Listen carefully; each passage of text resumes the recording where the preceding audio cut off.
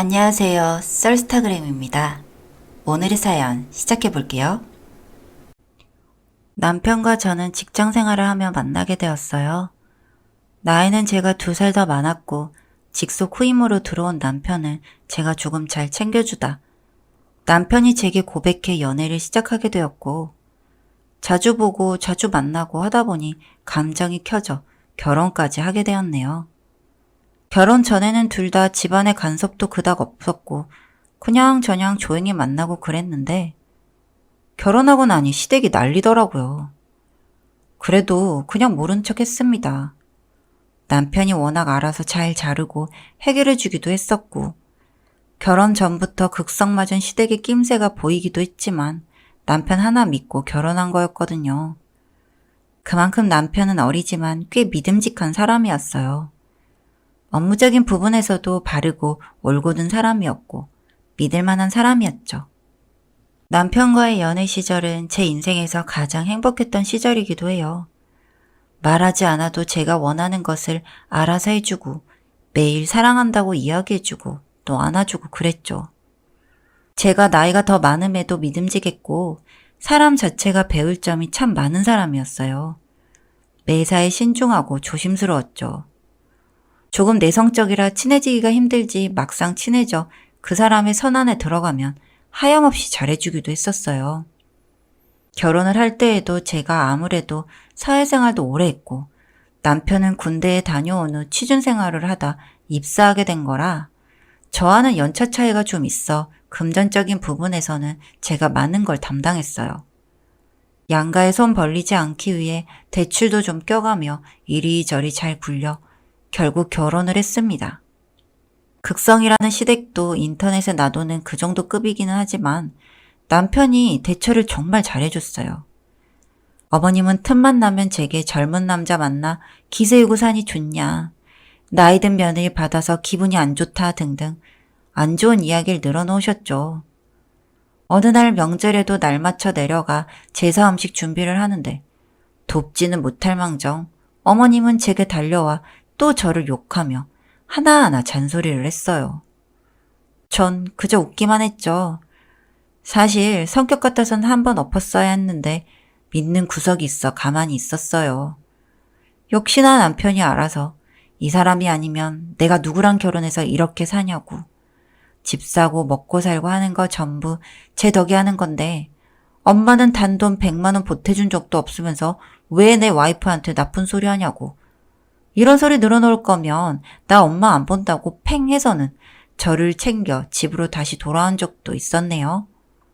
저도 성격이 센 편이라 누가 제게 싫은 소리를 하면 같이 싫은 소리로 받아치는데 시댁에서는 오히려 남편이 먼저 받아쳐 그냥 평화롭게 웃으면서 넘어갑니다.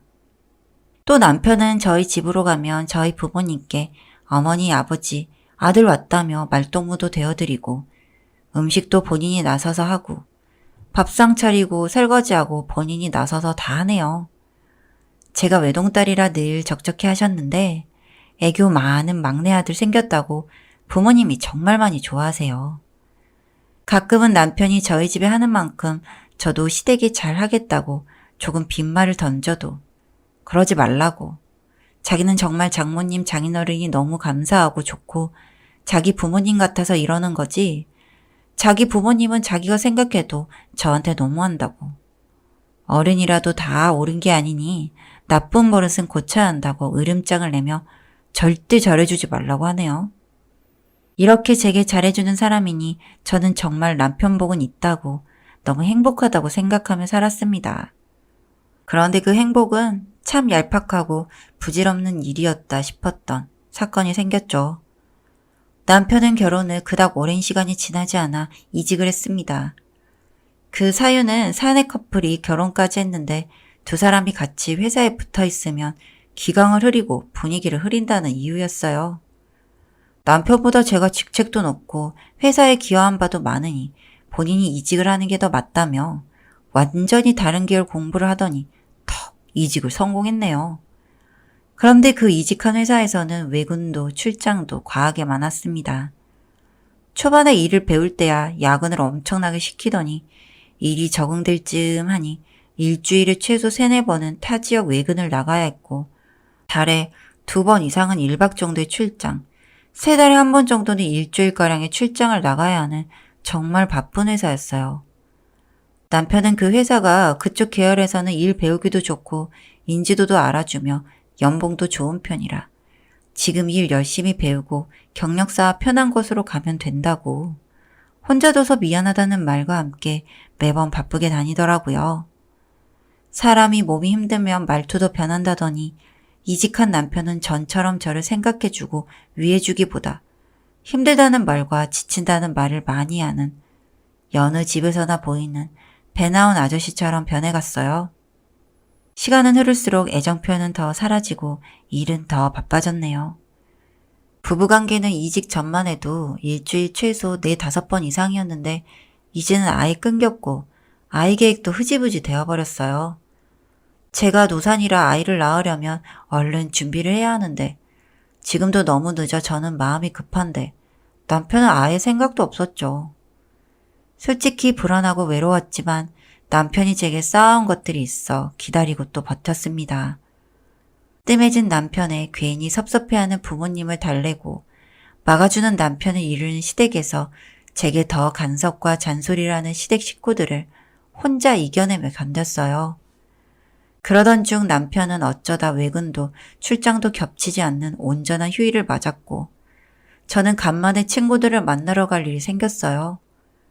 제 차가 정비 중이라 남편 차를 타고 가야겠다고 이야기를 했고 키를 챙겨 남편 차로 내려갔어요. 친구 집으로 향하는데 초행길이라 내비를 찍었습니다. 그런데 내비에 찍힌 자주 가는 주소 대부분이 모텔이었어요. 출장을 자주 가니 그럴 수도 있다 싶었지만 남편이 이야기한 출장 제안은 전혀 다른 그냥 집 근처의 모텔이었죠. 이게 무슨 일이지 싶어 최근 검색 기록을 봤습니다. 분명 제일 최근 남편은 타 지역으로 이방 출장을 갔는데 찍힌 내비에는 집 근처 모텔과 근교 바다가 있었어요. 간간히 멀리 찍힌 장소도 있었지만요. 저는 불안한 마음에 약속을 취소하고 블랙박스 메모리를 꺼내 근처 PC방으로 향했습니다.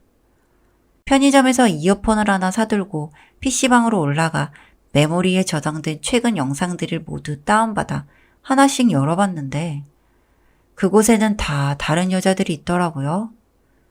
교복을 입은 여학생, 어리게 생긴, 많이 봐도 여대생쯤으로 보이는 사람도 있었고 제 또래로 보이는 사람도 있었어요.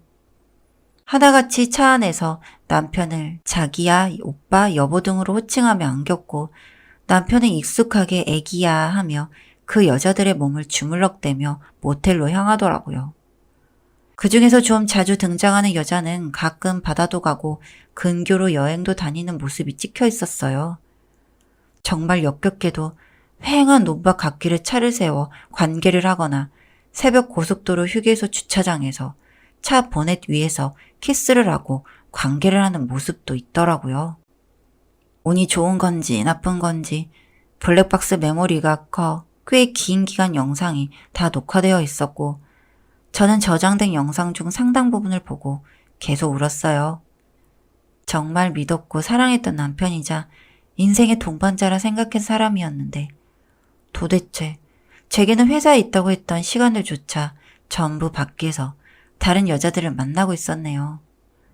저는 결국 PC방에서 밤을 새우고 퉁퉁 부은 눈을 하고 집으로 돌아갔습니다. 남편은 집에 안 들어오고 이게 뭐 하는 거냐고 외박 그런 식으로 하는 게 맞냐고 소리를 지르더군요. 제가 이런 일이 있었던 게 처음이었으니까요. 저는 말없이 블랙박스 영상이 든 메모리를 탁자 위에 올렸습니다. 이야기하다 말고 이게 뭐냐고 묻는 남편에게 블랙박스 다 봤다고 조용하게 말을 꺼냈어요. 울 만큼 울었고 배신감도 끓어오르는 분노도 밤새 사그라들고 남은 감정이 없었거든요. 투자한 돈과 시간은 제 몫이겠거니 사람 잘못 본 내 잘못이구나 싶어 그냥 합의 이혼으로 끝낼 작정으로 집으로 돌아온 거였는데 남편은 그 말을 듣자마자 표정을 굳히다 눈물을 뚝뚝 흘리며 미안하다고 무릎을 꿇고 빌더라고요. 그 모습을 보는데 아무런 감정도 없었고 생각도 없었어요. 묻지도 않았는데 남편은 혼자 줄줄 이야기를 했어요. 회사를 다니는데 계속 저와 남편을 비교했다. 그걸 견디기 힘들어 퇴사하고 이직하려는데 잘 안 되더라. 속상해서 친구 만나서 술 한잔 했는데 실수로 여자랑 자버렸다. 그런데 그 여자가 하룻밤에 30만 원을 줬고 자기랑 계속 만나고 관계를 하면 용돈을 챙겨주겠다고 말했고 남편은 결혼했다고 실수였다고 이야기하자 그 여자는 제게 모두 다 이야기할 거라고 했대요. 남편은 그건 안 된다고 알겠다고 그 여자의 제안을 수락했고 그 여자가 장소를 이야기하면 데리러 가서 여자를 픽업하고 모텔로 가는 식으로 출퇴근을 했다네요. 어떤 날에는 다른 여자가 있었고 어떤 날에는 그 여자가 어딜 가자 했대요. 그래서 멀리 가면 출장, 길어지면 외근 등 그런 식이었네요.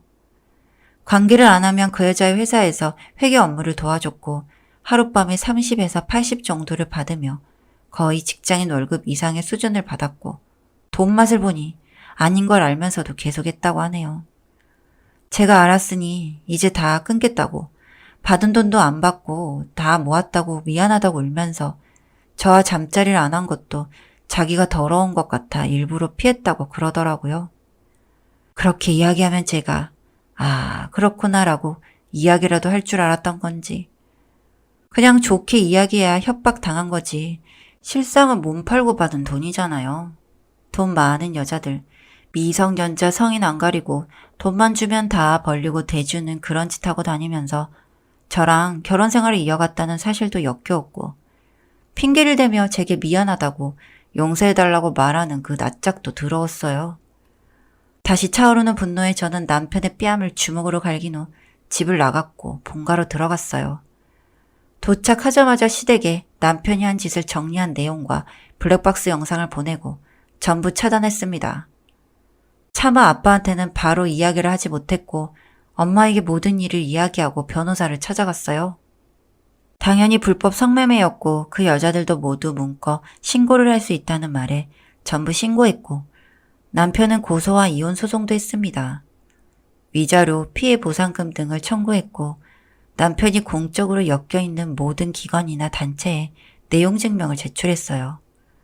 변호사를 만나고 돌아오고 답답한 마음에 피우지도 않던 담배라도 피워볼까 싶어 아파트 흡연장으로 향했습니다.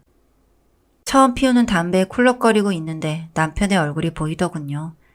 집에서 나오는 저를 쫓아왔는지 얼굴에는 눈물 자국이 덕지덕지 붙어 저를 보자마자 집에까지 이야기하면 어떡하냐.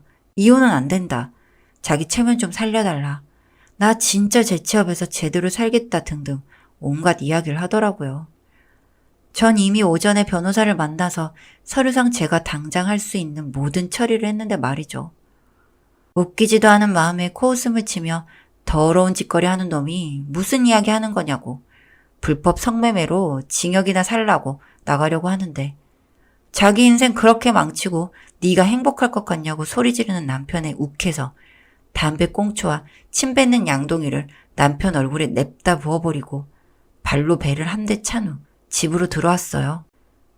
마지막 남은 동정심조차 그 인간 하는 말과 행동에 정이 다 털렸네요. 고소한 내용이 전 남편에게 전달된 이후론 계속해서 합의를 해달라는 연락이 오지만 전부 다 씻고 있어요.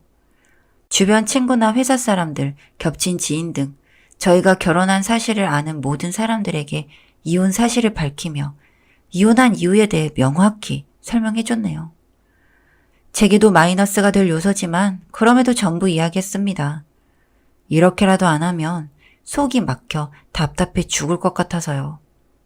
이제 전 남편은 막대한 이자료와 합의금을 내건 징역을 살건 선택하면 되는 거고 취업은 못하겠네요. 저희 계열도 업계가 좁아 이미 남편이 몸 파는 놈으로 유명하게 소문이 쭉 나버렸거든요. 배신감에 속이 아프고 아리긴 하지만 일을 해결해야 하는 과정에서 전 많이 괜찮아졌어요. 누군가를 많이 믿을 순 없겠지만 믿음의 대상을 저로 바꾸고 제 위주로 이기적으로 살 거예요. 보란듯이 행복하게.